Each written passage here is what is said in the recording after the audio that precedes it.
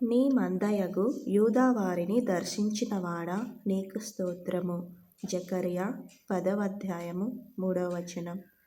నీ మందను రాజకీయములగు అశ్వముల వంటి వారినిగా చేయువాడా నీకు స్తోత్రము.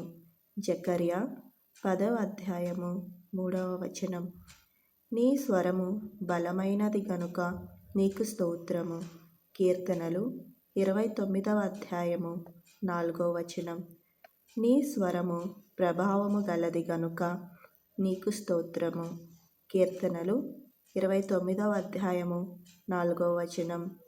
నీ స్వరము దేవదారు వృక్షములను విరచును గనుక నీకు స్తోత్రము.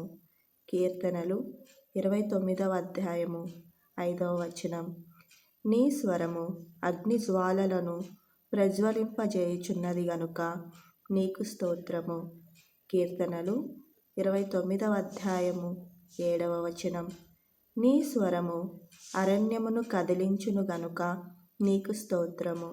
కీర్తనలు 29వ అధ్యాయము 8వ వచనం. నీ స్వరము లేళ్లను ఈనజేయును గనుక నీకు స్తోత్రము. కీర్తనలు 29వ అధ్యాయము 9వ వచనం.